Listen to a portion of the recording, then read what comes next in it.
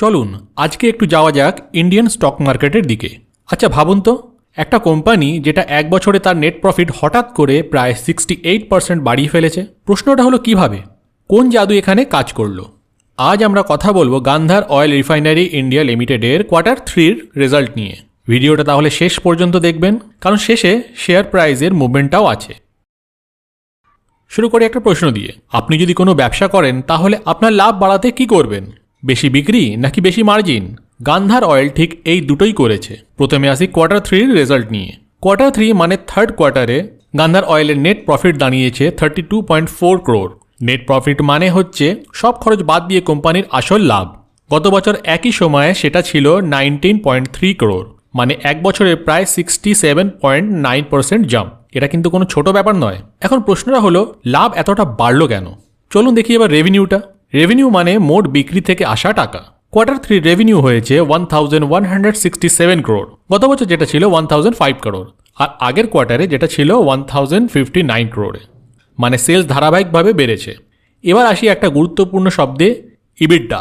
ইবিডা মানে সহজ ভাষায় ব্যবসার কোর অপারেটিং প্রফিট। এটা বেড়েছে 39.3%, মানে 59 crore, এবং ইবিডা মার্জিন হয়েছে 5%। মার্জিন মানে প্রতি 100 টাকা বিক্রিতে কত টাকা অপারেটিং লাভ হচ্ছে।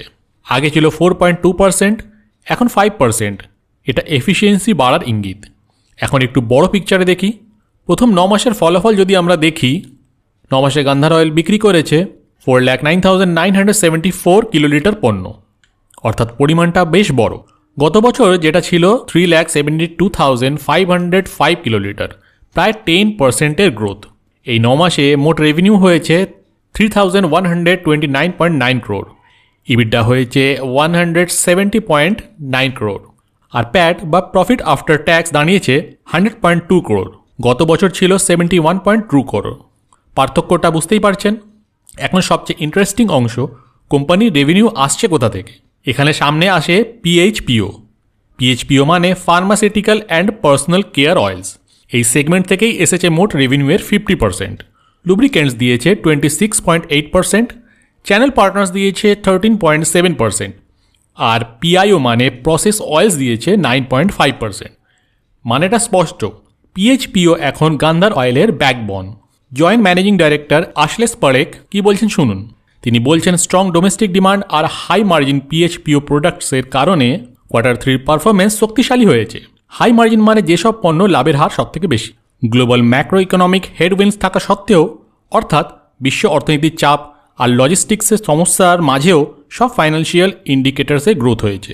তিনি আরও বলেছেন পার্সোনাল কেয়ার আর হেলথ কেয়ার সেক্টরে পিএইচপিওর চাহিদা খুবই শক্তিশালী। ভবিষ্যতে ইন্টারন্যাশনাল লজিস্টিক্স উন্নত হলে কোম্পানির ওপর কনফিডেন্স আরও বাড়বে। এখন আসি শেয়ার প্রাইসে।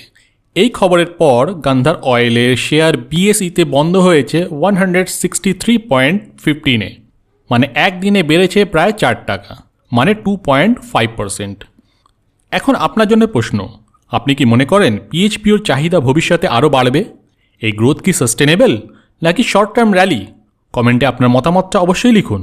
এই খবরটি নেওয়া হয়েছে ট্রেডিং ভিউ প্ল্যাটফর্ম থেকে। নিউজ সোর্স হিসাবে ব্যবহার করা হয়েছে সিএনবিসি TV18। ভিডিওটি ভালো লাগলে লাইক দিন, শেয়ার করুন। এমনই সহজ ভাষায় স্টক মার্কেট অ্যানালিসিস পেতে আমাদের চ্যানেলটিকে সাবস্ক্রাইব করতে ভুলবেন না। তাহলে দেখা হবে আবার কোনো নেক্সট ভিডিওতে।